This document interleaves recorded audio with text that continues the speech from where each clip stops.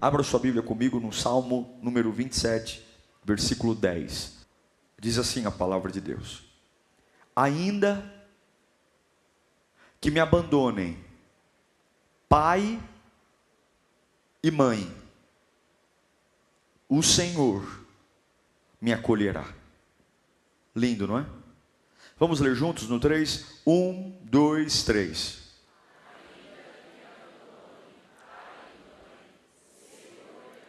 Um pouquinho mais alto. 1, 2, 3. Ainda o Senhor. Curva a sua cabeça. Espírito Santo, a tua voz é a nossa força. Esse povo não veio até esse lugar por outro motivo que não seja te ouvir, encontrar a tua presença. Amanhã inicia mais uma semana, novos desafios, novos demônios, novas batalhas, novos ataques, e eu preciso estar revestido, Senhor. Fala conosco, ajuda-nos a viver o sobrenatural, ajuda-nos a esta palavra desatar os nós da minha vida, desatar as angústias, me dar norte, direção, vida, todas as confusões que o diabo plantou na minha alma, gerando conflito, fraqueza, escassez, dúvida, frieza, vai embora, que a tua palavra entre por uma porta, e tudo aquilo que me afasta de ti, saia por outra. Lava-me com a tua palavra, refrigera a minha alma, nós te pedimos isso em nome de Jesus, amém. Esse salmo é um salmo que afirma uma esperança, de que quando aparentemente os amores mais verdadeiros de um pai e de uma mãe, os amores mais puros, e talvez os amores humanos mais capazes de exercer um sacrifício, quando esses amores falharem, ainda há uma esperança. Há um amor que, de uma forma que eu não sei explicar, ele não me deixa morrer, ele não me deixa enlouquecer, ele não me deixa quebrar. Por mais que alguns justifiquem os baques da vida como sendo os responsáveis pela degradação da sua mente, a degradação do seu espírito, e dizem, é por isso que eu estou na fossa, bebo remédio, tento suicídio, é por isso. Mas esse texto deixa claro que quando os amores mais poderosos, porque um amor de pai e mãe é algo diferente, talvez seja o amor mais próximo ao amor divino, muito longe em proporção, mas muito próximo. Eu amo minha esposa, amo, mas o amor de pai é um amor de cuidado, é diferente, é diferente. E quando esse amor, se esse amor falhar, por um abandono, por um desprezo, por mais que doa, a Bíblia diz que o Senhor me acolherá. E essa ideia de acolher é a ideia de suprir, é a ideia de preencher. Não é o amor que me acolherá com dó. Vem cá, seu coitadinho. Vem cá, seu bastardo. Vem cá, seu órfão. Não, não. Vem cá para você seguir sua vida normalmente. Aquilo que aparentemente para muitos seria uma interrupção, um choque, dizendo, essa pessoa nunca mais vai seguir em frente. O salmista nos diz, não, que Deus vai te acolher e que você vai sacudir a poeira. E mesmo tendo um baque, você vai seguir em frente. Irmãos, evangelho é sobre seguir em frente. Por mais tragédia, por mais angústia, por mais surpresa, evangelho tira todas as nossas desculpas de andar mancando, de andar mais lentamente, de passar a vida deitado. Evangelho é sobre seguir em frente. Tome a sua cruz e siga-me. Agora, a solidão é algo que assusta. E a mãe da carência é a solidão. A gente tem pavor. Todo ser humano tem medo de ficar sozinho. Eu já ouvi pessoas dizendo, nossa, cobrando dos filhos, olha, quando eu envelhecer, não me coloque em casa de repouso. Eu não quero ficar internado. Nós temos medo. Medo de ficar só. Medo. E muitas vezes, esse medo nos destrói tanto, que para não viver a solidão, a gente joga os nossos critérios no chão. A gente começa a se envolver com pessoas e com atividades que não tem nada a ver com a gente, que não faz nenhum bem para a gente, mas simplesmente pelo desespero de não me sentir só. Esse desespero é terrível. Se sentir só. E eu faço de tudo para não me sentir só. Alguns descontam esse sentimento da solidão na comida, outros descontam se sujeitando a humilhações, estando com pessoas que deixam claro que não suportam a sua companhia, mas você prefere estar com alguém que não gosta de você, mas ainda assim está com você, do que ficar só.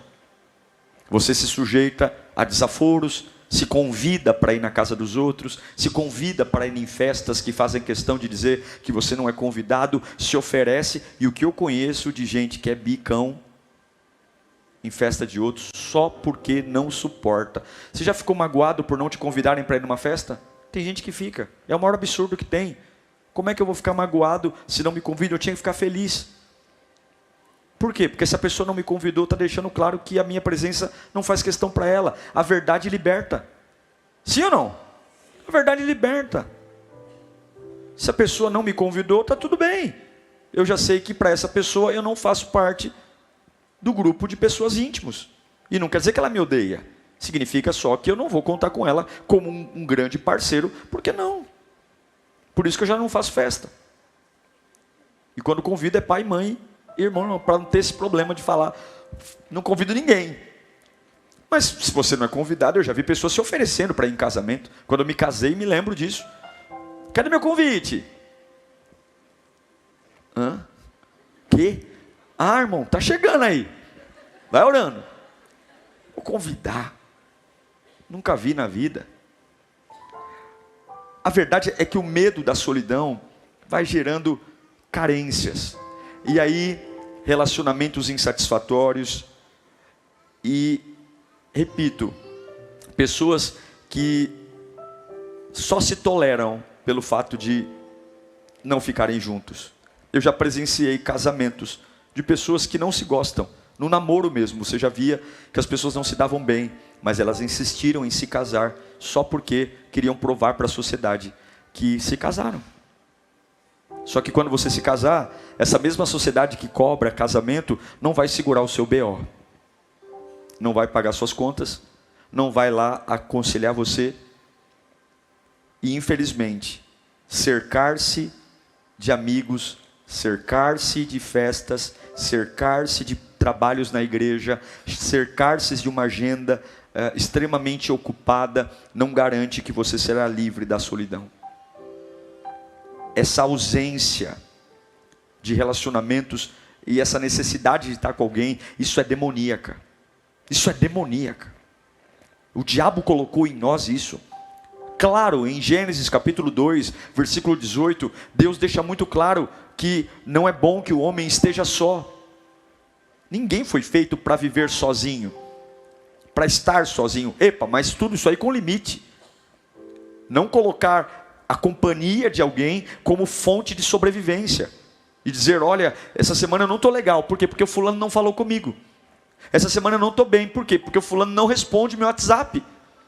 Tem pessoas que ficam contando kkkkkkkk no WhatsApp. Porque se o camarada fazia uma risada com pouco kkkk, é que ele é falso. Por que você não riu direito? Meu irmão, tá com tempo, hein? Eu fico impressionado como algumas pessoas têm tempo para ficar gastando tempo com bobagem. Nossa, você sempre mandou 4 corações, hoje você mandou 1. O que foi? O que eu te fiz? Aconteceu alguma coisa? Nossa, você não está normal. Está tudo bem. Mas esse medo de perder pessoas, esse medo de ficar sozinho, esse medo de ser incompreendido, e daí os solitários se sentem o tempo todo insatisfeitos, carentes, tristes, inseguros, deprimidos, mas tudo isso por um erro enorme. Confundir solidão com a presença de Deus na solitude. Porque a solidão é diabólica, mas a solitude é divina. Parece que uma coisa é igual a outra. Porque tanto a solidão como a solitude marca a ausência de pessoas ao meu lado.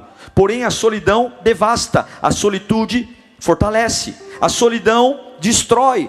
A solitude me faz encontrar uma presença maior, e é por isso que alguns vivem numa busca constante de espaços físicos, onde todo mundo te vê, onde todo mundo te observa, e a sua vida é um inferno, porque você não vive, você sobrevive. É o tempo todo fazendo média, é o tempo todo tendo que impressionar, é o tempo todo montando encontros. A sua vida é cansativa, você chega de final de semana, está exausto, porque para você estar bem, tem que ter eventos, tem que ter encontros, tem que ter acontecimentos. A sua vida não flui, é você que cria.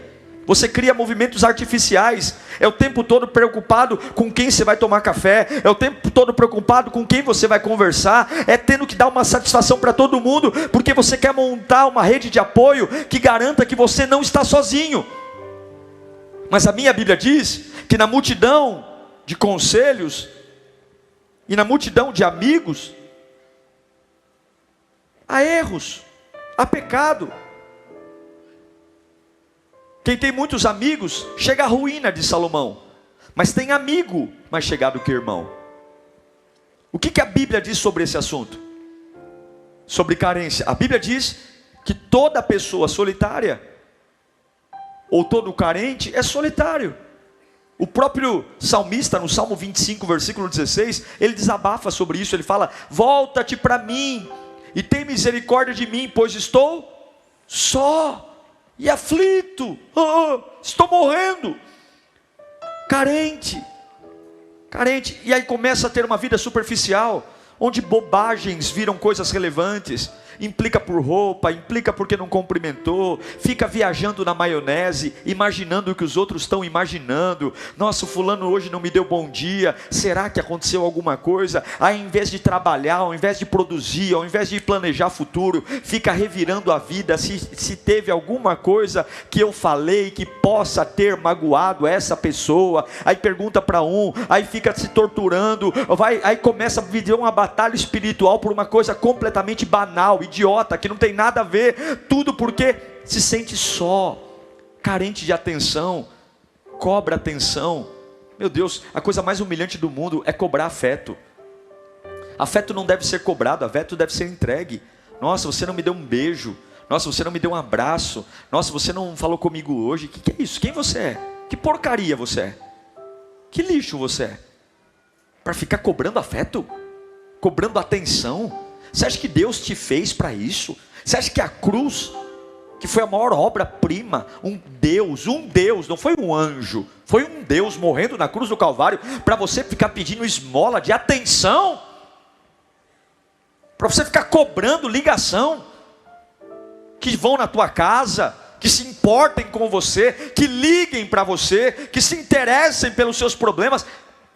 Irmão, com todo o carinho que tem a você, está na hora de crescer. Está na hora de sair dessa imaturidade. Até porque Paulo diz que criança é igual escravo. Embora a criança seja dona de tudo que o pai tem, por ser menor de idade, ela não tem direito à propriedade do pai. O que Paulo está falando? Que uma pessoa que é imatura, ela não recebe as bênçãos do pai. Quando você pega algumas igrejas que não crescem, eu já diagnostiquei isso conversando com pastores, aí você fala: nossa pastor, eu estou nessa igreja e não cresce. É claro que não cresce, o povo só vive debaixo de fofoca. Eu já tive igreja pequena, eu já pastoreei igreja de 10, 15, 20 pessoas. Igreja pequena dá mais trabalho que igreja grande, porque ninguém quer crescer. É um cuidando da vida do outro, é um preocupado com o outro, é um falando da vida do outro, é um fofocando da vida do outro. E quando você é imaturo, Deus não te dá bênção, porque o imaturo é igual escravo, não recebe nada, carente de atenção. É gostoso ser amado, é gostoso ser querido, é gostoso quando as pessoas te valorizam, mas isso não te faz alguém dependente disso. Todo carente, ele se sente desprotegido, ele tem que ser cuidado por alguém. Olha o salmista no Salmo 25, versículo 16. Porque estou desamparado e aflito, é a parte B. Pois estou só e aflito. Em outras versões diz: eu não tenho proteção. Aí começa a síndrome a síndrome da desgraça. Ninguém é por mim, ninguém me ama, ninguém gosta de mim, meu pai não me ama, minha mãe não me ama. E tem pessoas que você pode provar o quanto for, ela colocou na cabeça que ela não é amada. Todo carente tem a síndrome do abandono. Aí é ciumento, não vive, desconfia de tudo, desconfia da esposa, desconfia dos filhos, desconfia dos amigos. Tem pessoas que são tão doentes que cansa estar perto delas. E muitas vezes a gente só fica perto porque tem dó. E o pior sentimento que você pode ter por alguém é a dó. Tenha ódio de mim, tenha raiva de mim, mas por favor, não tenha dó de mim. Você quer me ver nervoso? Alguém fala assim: nossa pastor, coitado. Coitado do pastor, tadinho do pastor. Vai lamber sabão. Eu não sou digno de dó, eu sou digno de glória. O meu Deus é o Deus da glória, é de glória em glória, de vitória em vitória. Mas o carente está sempre abandonado. Olha o Salmo 107, versículo 7. Olha o que o salmista diz: eu não consigo, Salmo 102, 7, não consigo dormir, pareço um pássaro solitário no telhado. Agora, ao contrário do que todo mundo pensa, a solitude, ou seja, há um lugar onde na minha vida não vai ter ninguém perto de mim, não vai ter amigo, não vai ter pai, não vai ter esposa, não vai ter filho. E esse lugar não é para eu me sentir carente, sozinho, desamparado. Mas biblicamente, os momentos de maior avivamento vieram da solitude. Porque o reino de Deus não é um reino de multidões, é um reino de individual. Deus chama você pelo nome, Deus sabe quem você é. E muitas vezes a solitude, ela é destruída por conta da carência. Porque me dá coceira ficar sozinho. Eu não suporto a minha companhia, eu não suporto ficar bem comigo mesmo, eu não suporto ouvir o tom da minha voz, eu não suporto, mas a solitude é onde eu encontro, ou deveria encontrar, a paz de Cristo. E eu acredito com todas as minhas forças, que Jesus nos chamou sim para a solitude, que Jesus nos chamou sim para um tempo, para ficar a sós com Ele, para sermos alinhados, restaurados, avivados, preenchidos. E esse lugar não tem parceria de ninguém, e nesse lugar não tem companhia de ninguém. No dia que nós aceitamos a Jesus Cristo como Salvador da nossa vida, que fomos alcançados por sua graça e misericórdia, Ele veio habitar em nós, e nós não somos desamparados, não somos cachorro sem dono, não, Ele vem morar em nós, e Ele habita em nós, e Ele preenche o nosso vazio, acalma a angústia da nossa alma, controla as nossas situações. Nós não tínhamos onde nos apoiar antes, é por isso que a ansiedade nos dominava, por isso que a depressão nos dominava, por isso que sujeitávamos as pessoas a fazer cocô na nossa cabeça, todo mundo falava mal da gente, a gente estava lá como um capacho. Pisa em mim, mas não desiste de mim, pisa em mim, mas deixa eu ficar aqui, pode me humilhar, mas deixa eu ficar perto de vocês, pode me bater, riam de mim, façam bullying comigo, mas por favor, deixa eu ficar aqui, porque eu não suporto ficar sozinho. Mas eu acredito que quando Ele nos entregou o seu sangue, Ele nos tirou dessa necessidade de aprovação, de frustração, e assim aquilo que era solidão, aquilo que me matava,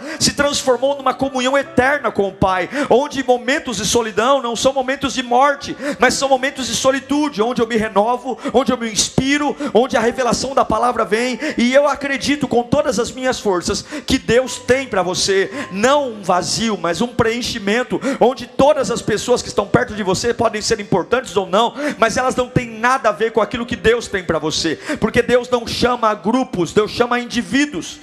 Na cruz do Calvário, a Bíblia diz que Jesus se sentiu sozinho, e nem por isso Ele desistiu. Paulo se viu preso, sozinho em Roma, e nem por isso ele sucumbiu.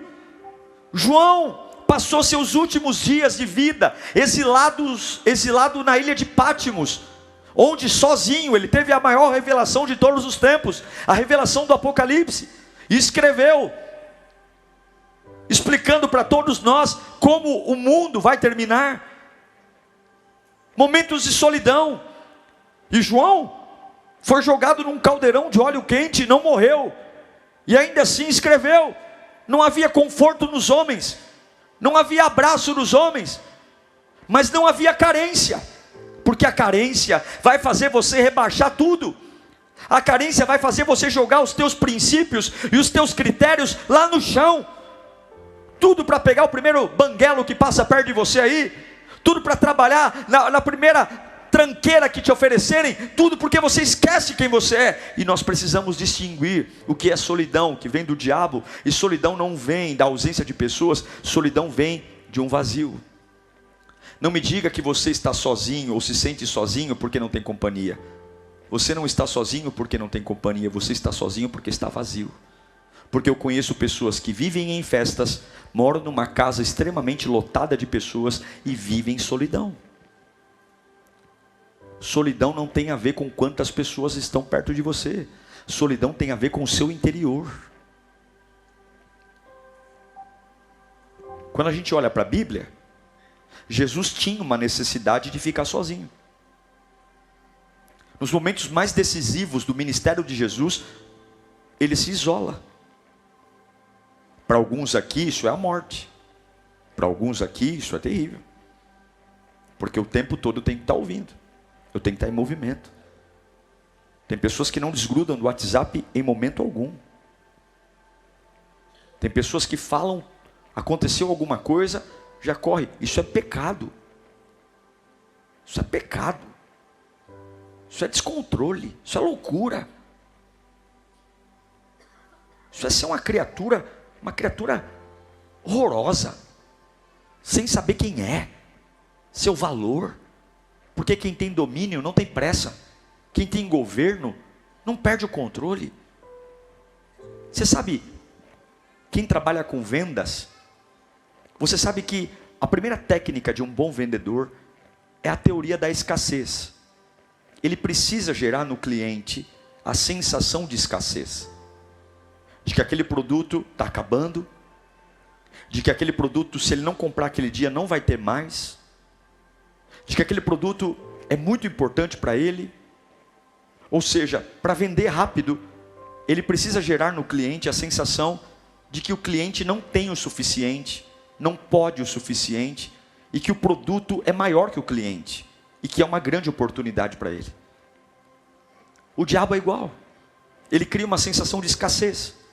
E ele começa a dizer para você o quanto você não tem, o quanto você não pode, o quanto você não é, o quanto você é fraco, o quanto você é vulnerável. Aí ele lembra do teu pai, lembra da tua mãe, lembra do teu passado, lembra das tuas crises. E você começa a aceitar qualquer coisa que ele jogue, porque em você não há força, em você não há condição. E nós também precisamos ter momentos de isolamento.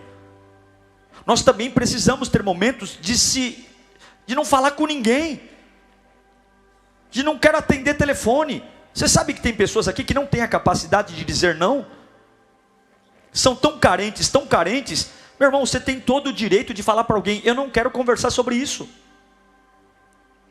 Ah, mas é meu pai, eu não quero. Se é um assunto que te incomoda, problema do outro, vai lamber sabão, eu não vou conversar, não me interessa. Você sabe que tem pessoas que não têm condição de falar, agora eu não posso falar? Todo mundo é prioridade para você, menos você. Você está fazendo um trabalho importante, você tem que ter concentração, mas você sente uma necessidade de atender todas as mensagens na hora que as pessoas te mandam. O que é isso? Carência. Porque você fica pensando, se eu não atender ele na hora que ele manda, o que será que ele vai pensar? E o que os outros vão pensar não é problema seu. De Gênesis a Apocalipse, Deus nunca disse para você se responsabilizar pelo que as pessoas sentem em relação ao que você faz. Deus sempre disse, responsabilize-se pelo que você faz, e não pelo que as pessoas entendem. Você acha que toda a sua boa atitude é interpretada pelos outros como boa atitude? Você acha que sempre que você tem uma boa ideia, uma ideia de generosidade, as pessoas veem isso com bons olhos? Eu já tentei fazer tanta coisa bacana, e na hora de fazer, as pessoas veem com maus olhos. E quem já passou por isso? Só que você não foi chamado para administrar o que as pessoas pensam do que você faz. Fala comigo, o que os outros pensam do que eu faço. Fala mais alto. O que os outros pensam do que eu faço não é problema meu. Problema seu é entender se o que você faz é honesto, é bíblico e Deus está nisso. Se Deus está nisso, problema de quem gostou e de quem não gostou. Que Deus livre você disso hoje. Coloca a mão na sua cabeça. Essa necessidade de administrar o que os outros pensam, sentem, não é problema seu. Tem gente que nunca vai com a tua cara e está tudo bem. Tem gente que sempre vai ver a tua boa ação com maus olhos e está tudo bem. Responsabilize-se pelo que você tem que fazer. Que hoje o Espírito Santo te liberte disso em nome de Jesus. Pode baixar suas mãos. Então muita gente, mesmo cercado por muitas pessoas, se sentem só. Olha o Salmo 102, verso 6. Salmo 102, 6. Sou como uma coruja do deserto. Como uma coruja entre ruínas. Ele está dizendo, eu me sinto uma ave solitária. Agora, existe muita coisa, muita solidão, sim, nos orfanatos. Existe muita solidão nos asilos, nos hospitais, nas penitenciárias. Tem muita solidão em imigrantes que vieram da Venezuela, que vêm de outros países para cá. Há muita solidão em solteiros, viúvos. Mas também existe muita solidão em casas luxuosas, em mansões, em resorts. Em muitas solidões em palácios de governo. Tem muita solidão em multidões que você pega dentro do metrô, o metrô lotado na linha vermelha, gente saindo pela janela e solitárias, porque a solidão é um fardo pesado para pessoas carentes. Agora, o que eu faço disso? Se você não lidar com isso, você vai ser impulsionado a viver no barulho da multidão, a estragar sua vida, a estragar a obra de Deus, a estragar o plano de Deus. E tem muitas informações hoje, rede social, WhatsApp, Telegram, Instagram, onde as pessoas estão disputando atenção, brigando por like, brigando por compartilhamento, brigando por atenção, e tudo isso pela desgraça do medo de ficar sozinho. Mas o próprio Deus disse em Deuteronômio 31:8, olha o que diz. Eu vou ler alguns textos, eu queria que você gravasse na sua alma carente, na sua alma vazia. Você que está segurando um relacionamento, tudo pelo medo de ficar sozinho, tudo pelo medo de... Não, você que está trabalhando no lugar, você está adoecendo. Como é que algo pode me abençoar e me adoecer ao mesmo tempo? Escuta aqui, ó. Tudo que Deus tem para você, pode provar você. E o que é provar? Pode arrancar lágrima, pode doer, mas nunca vai te adoecer. Nunca, nenhuma provação te adoece. Pode dar trabalho, pode dar cansaço, mas doente você não fica. Se está ficando doente, não é de Deus. Porque toda provação machuca, mas refina e torna você uma pessoa melhor. Então escuta aqui, porque hoje você vai ter força para preencher a sua alma. E você vai aprender a viver na solitude. Olha o Deuteronômio 31:8. O próprio Senhor irá à sua frente. Quem vai à frente? O Senhor. Ele nunca o deixará. Ele nunca o abandonará. Não tenha medo. Não desanima. Toma essa, meu irmão. Deus está com você. Meu pai falhou, minha mãe falhou, meu marido falhou. Eu não vou morrer. Por quê? Porque o Senhor está comigo. Para com essa conversa irresponsável de que minha vida acabou, de que eu estou sem esperança. Cresce, amadurece. O Deus da sua vida está com você. Não despreze-o. Que mais? Mateus 28:20. Jesus disse, ensinando-os a obedecer tudo o que eu ordenei a vocês. Quem vai estar com você? Eu deixei um anjo, eu deixei um arcanjo. Olha o que ele diz. Eu estarei com você sempre. Até quando? Até o final dos tempos. Até o dia que teu coração bater. Você está na UTI, Ele está com você. Você está viajando, Ele está com você. Você tem dinheiro, Ele está com você. Você não tem. Entenda uma coisa, isso é segurança. É como se Deus falasse, está aqui, ó.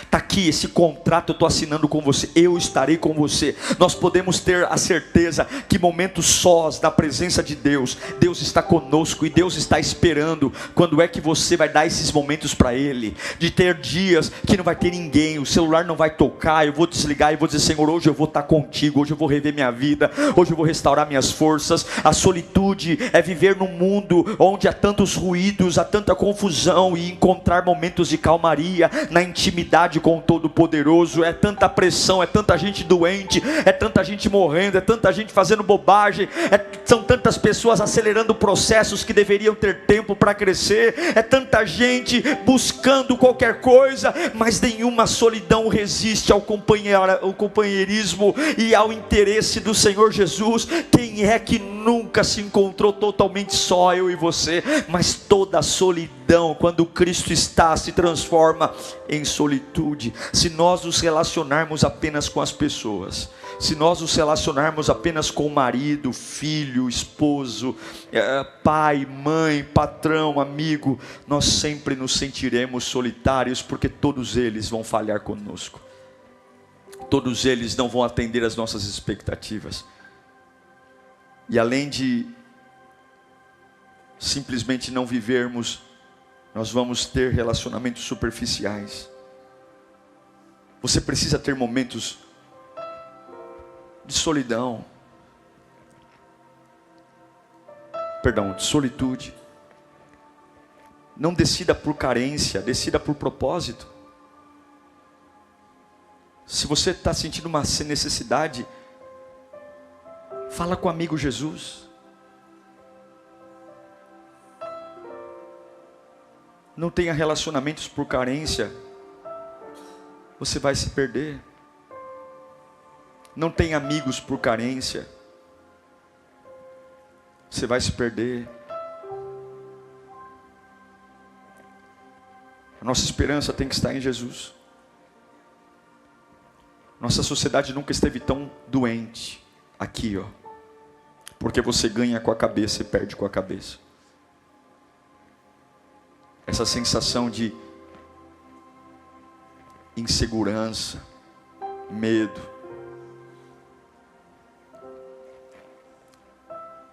Quando Jesus começa o seu ministério, aqui eu encerro. Durante 40 dias o Espírito Santo o leva para o deserto. E ele fica 40 dias sozinho. Quando ele foi escolher os 12 apóstolos, antes de começar a escolha, está lá em Lucas 6,12, ele vai sozinho para o monte, para orar. Quando ele sabe da morte de João Batista, que foi decapitado, num momento muito tenso, João Batista era primo de Jesus. Em Mateus 14:13, a Bíblia diz que Jesus pega um barco e se retira para um lugar à parte no deserto. Após a miraculosa multiplicação de pães e peixes, isso está lá em Mateus 14:23, Jesus ele se despede dos discípulos, se despede das multidões, e ele sobe sozinho ao monte para orar.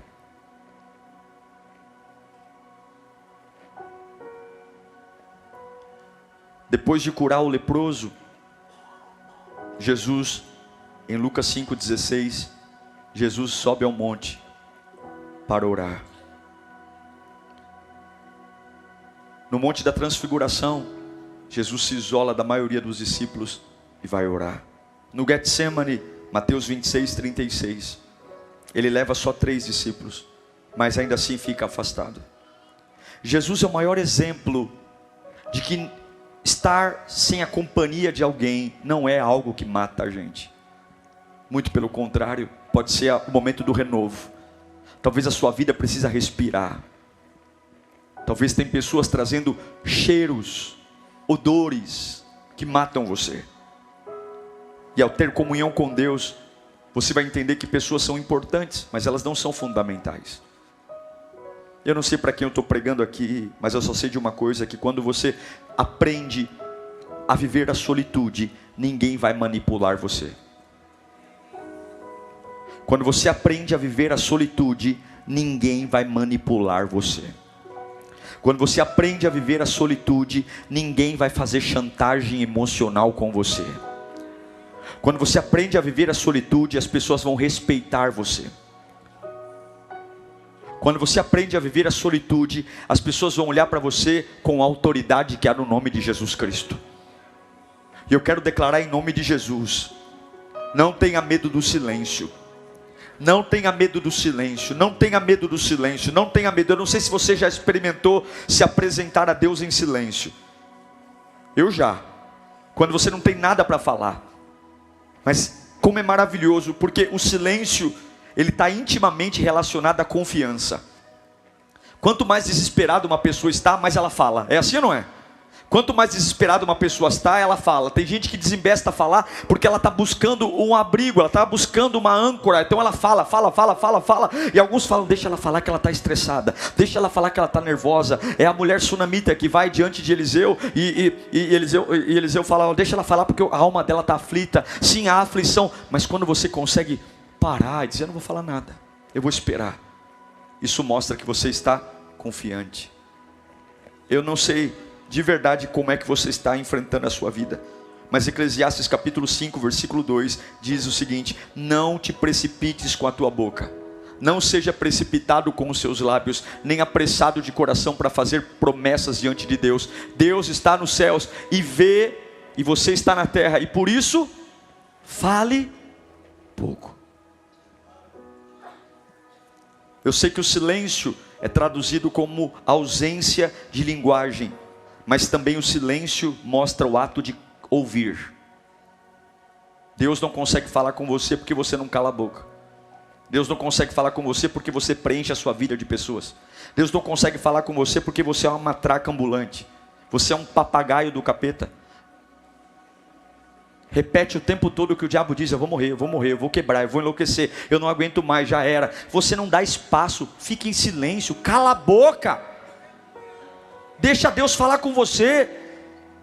A oração não é uma palestra que você dá para Deus. A oração é uma conversa. Você fala e Deus fala. Você fala e Deus responde. Quando é que você deixa espaço para Deus responder? Você fala, em nome de Jesus, amém. É assim ou não é?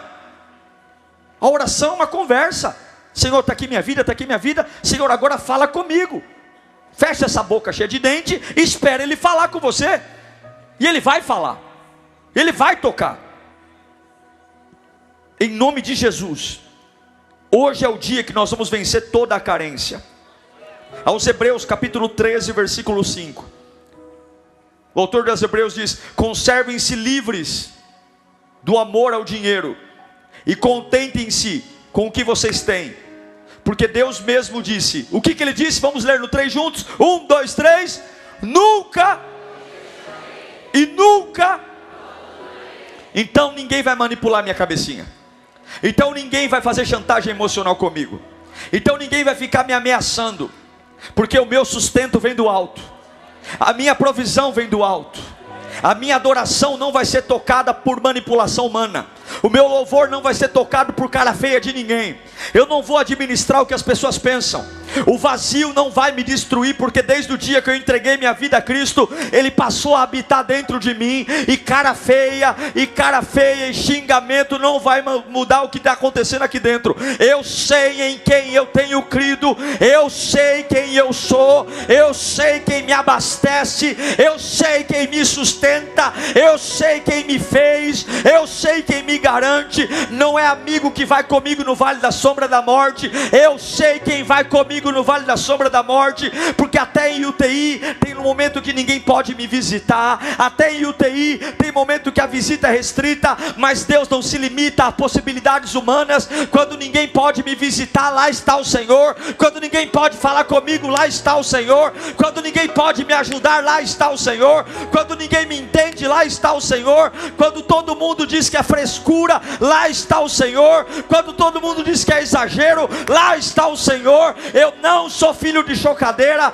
eu não sou bastardo, eu não sou órfão, eu sou filho de um pai amoroso, que me ama, que tem um plano para a minha vida, que sonha os sonhos de Deus para mim, que entregou sua vida por mim. Eu não vou mendigar amor, eu não vou mendigar afeto, eu não vou mendigar atenção. Quem quer estar comigo, que combine com o plano que Deus tem para mim, porque se não quiser, eu não me prendo a cara feia. Eu sou ligado no autor e consumador da minha fé, porque porque no dia mal é Ele que me ergue, quando eu caio é Ele que me perdoa, quando a culpa quer destruir a minha alma, é o sangue dele que me dá um novo caminho, quando o pecado diz eu vou te destruir, o sangue de Jesus me põe em pé. Então eu quero dizer para minha alma, você não vai ter espaço, você não vai ter vazio, não haverá insegurança, não haverá carência, não haverá abandono, porque eu sou totalmente de Jesus, totalmente de Jesus, totalmente de Jesus, totalmente de Jesus, totalmente de Jesus,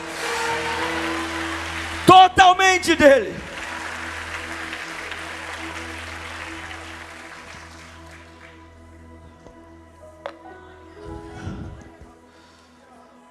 E eu quero encerrar dizendo uma coisa aqui.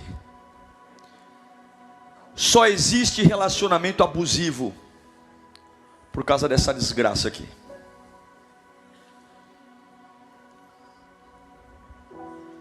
Mulheres capazes de trabalhar, de se sustentar,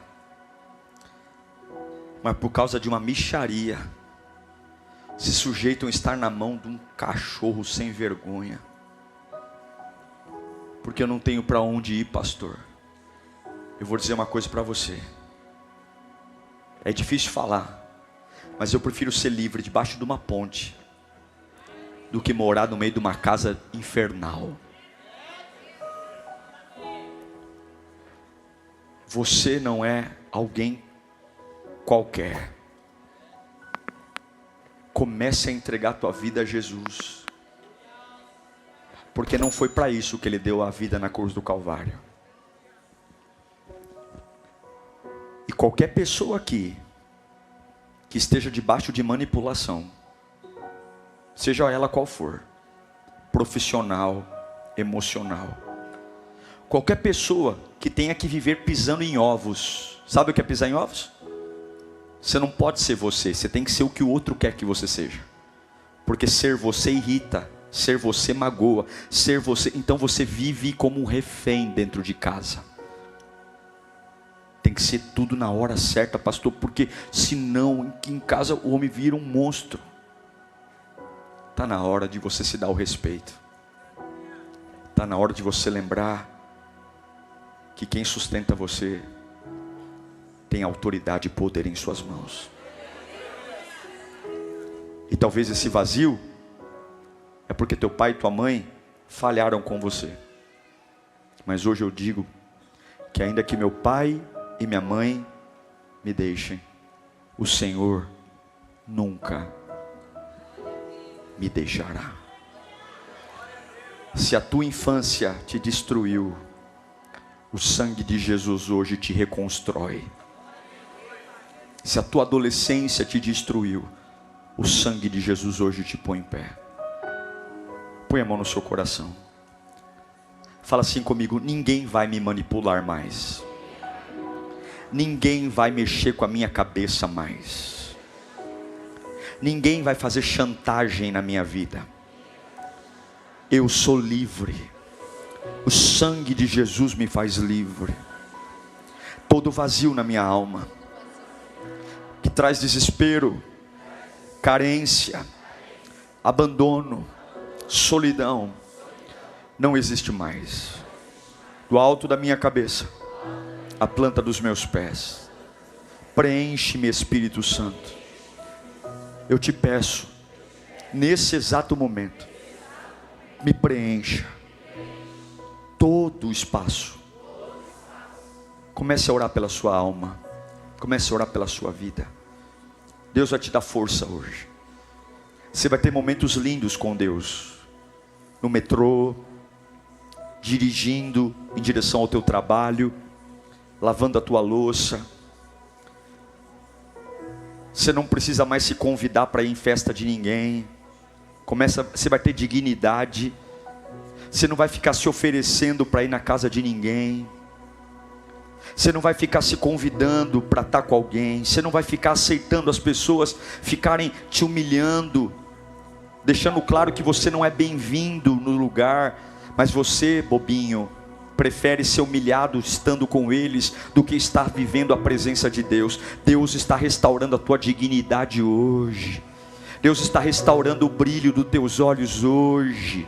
Deus está restaurando a autoridade que há no nome de Jesus. Deus está restaurando os seus princípios, os seus valores. Deus está restaurando o teu poder de escolha. Você não vai ser escolhido não, você vai escolher. Você não vai ser escolhido não, você vai escolher. Deus está restaurando o teu amor à vida, o teu amor a Ele. Deus está te dando segurança nesta noite. Segurança para dizer não quando você quiser dizer não, para dizer chega quando tiver que dizer chega, para dizer acabou, para dizer para as pessoas é importante, mas eu não posso falar agora, eu não posso falar agora, liga outro dia, agora eu não posso falar. Mas por quê? Porque eu não posso. Mas eu não quero mais falar com você, então não fale. Mas eu não quero mais olhar na tua cara, então não olhe. Porque eu estou sendo livre hoje.